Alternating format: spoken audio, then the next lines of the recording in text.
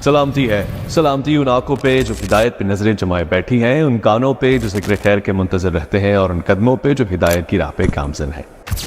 जिस एतमाद से कुरान में गुफ्तगू हुई है ये कोई इंसान कर ही नहीं सकता।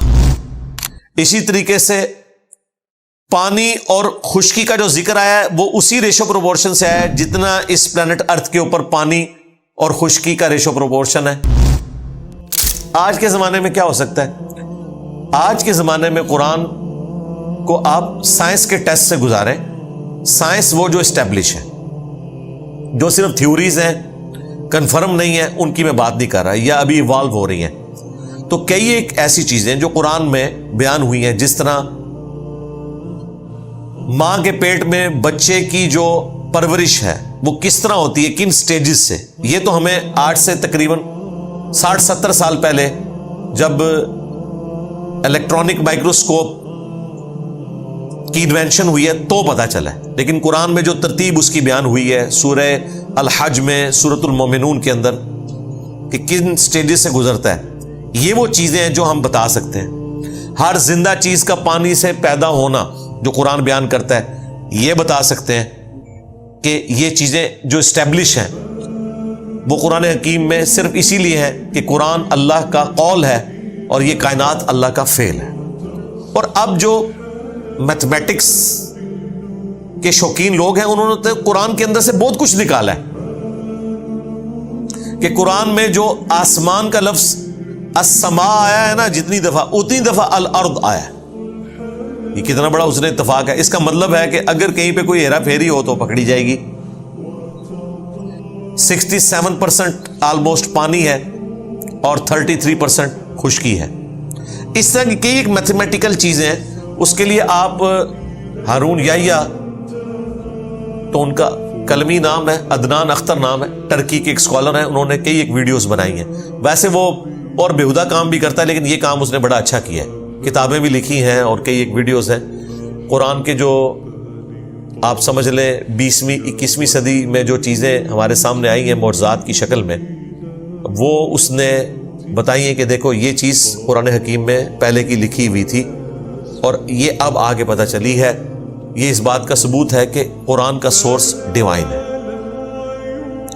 और फिर कुरान की वो चीज़ तो सारे ही टेस्ट फील कर सकते हैं जो कुरान की गुफ्तगू का स्टाइल है, जो इसके अंदर कॉन्फिडेंस है, जिस एतमाद से कुरान में गुफ्तगू हुई है, ये कोई इंसान कर ही नहीं सकता। इंसान की लिखी हुई किताब इस तरह नहीं होती है। उसमें बाकायदा चैप्टर्स इस अंदाज में होते हैं कि वो इन चीज़ों का ख्याल रखता है कि मैंने पहले ये चैप्टर डालना है, फिर ये डालना है, फिर ये डालना है, और फिर वंस अपॉन टाइम से लेके एक पूरी एक स्टोरी के तौर पे बयान करता है।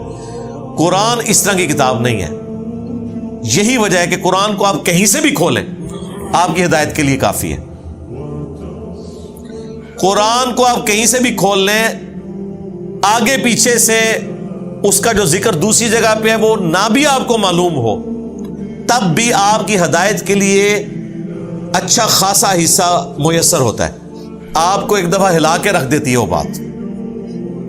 अगर इस तरह के रब्त हम तलाश करना शुरू करें तो फिर तो कुरान पाक आप जब तक स्टार्ट से एंड तक नहीं पढ़ेंगे आपको बात नहीं समझ आएगी। कुरान तो कहीं ये नहीं कहता। 30वें पारे में आप देख लें, छोटी छोटी सूरतें हैं, मुकम्मल एक टॉपिक्स हैं। ये कुरान के तारुफ में मैंने बताया था कि ये अल्लाह ताला के खुतबात हैं, परफेक्ट खुतबे हैं 114। तो ये जो टेस्ट है वो आप फील कर सकते हैं। कुरान कितने एतमाद के साथ गुफ्तगू करता है। कई नॉन मुस्लिम्स जिन्होंने कुरान पाक का तर्जुमा पढ़ा है ना अंग्रेजी में, सबका जो कॉमन एक्सपीरियंस है वो यही है कि इस किताब का स्टाइल ही बड़ा डिफरेंट है। इसका बात करने का कॉन्फिडेंस ही डिफरेंट है। पूरे वसूख के साथ ये किताब बात करती है। हमें चाहिए, करना चाहिए, इस तरह नहीं है। ये करोगे तो ये होगा और अगर ये किया तो ये हो जाएगा। ये इंसान को इस तरीके से बात कर ही नहीं सकता। ये वो टेस्ट है जो हर बंदा फील कर सकता है, बशर्ते कि कुरान को अच्छे तरीके से तर्जुमा किया हो, अल्फाज का चुनाव अच्छा हो। मेरे नज़दीक मौलाना मदूदी रहमहुल्लाह ने जिस तरीके से कुरान हकीम को उर्दू में ट्रांसलेट किया है, उन्होंने वो अरबी ज़ुबान का सोज़ो गुदाज ٹرانسلیٹ کیا جی. لہذا یاد رکھیں کہ قرآن کا کوئی بھی ترجمہ وہ قرآن کا ترجمہ ضرور ہے, اسے آپ قرآن نہیں کہہ سکتے, یہ ذہن میں رکھیے گا, کیونکہ غلطی کے چانسز ہیں. اسی لیے ہمارا یہ موقف ہے اور علماء کا اس پہ اتفاق ہے کہ قرآن کا صرف ترجمہ نہیں پرنٹ کرنا چاہیے. جب بھی کریں عربی لکھیں اوپر, نیچے ترجمہ, یا ایک صفحہ عربی والا دوسرا اردو والا, جس طرح مولانا مودودی کا ترجمہ انہوں نے پرنٹ کیا, ایک طرف عربی ایک طرف اردو, تاکہ اگر صرف کسی نے اردو پڑھنا ہے وہ پڑھے. یہ نہیں کیا کہ عربی کو غائب ہی کر دیں, کیونکہ اردو ترجمہ بہرحال ایک انسان کی کوشش ہے. بعض اوقات الفاظ کا چناؤ ایسا ہوگا کہ آپ کو عربی کی طرف جانا پڑے گا کہ بھئی یہ لفظ لکھا بھی ہوا تھا, یہ قرآن حکیم کس طریقے سے اللہ تعالیٰ نے اسے محفوظ کیا ہے. اگر کوئی شخص نیک نیتی کے ساتھ اپنے آپ کو قرآن کے سامنے پیش کرتے, خواہ وہ کسی گمراہ فرقے کا بھی ترجمہ پڑھے, وہ حق تک پہنچ جائے گا. گمراہی کتنی پھیلائی ہوئی ہوگی, سورہ فاتحہ کا ترجمہ تو غلط نہیں ہوا ہوا نا, پکڑا تو جائے گا. جن جن لوگوں نے جہاں جہاں ڈنڈی ماری ہے وہ انہی کے ترجمے میں خود انہوں نے اپنی ڈنڈی پکڑ لی ہوئی ہے. دوسری جگہ جا کے پتا چل جاتا ہے کہ یار یہ دیکھو ادھر کیا کر دیا انہوں نے, یہ بات تھی اصل میں. اور تفسیر بالکل 180 ڈگری کی ہوتی ہے, پکڑی جاتی ہے, یار قرآن میں تو یہ لکھا ہی نہیں ہوا تھا, انہوں نے کیا اس میں سے نکال لیا. اور یہ زیادہ تر کام کیا صوفیاء نے, اور ان کے کسٹوڈین اس وقت بریلوی اور دیوبندی,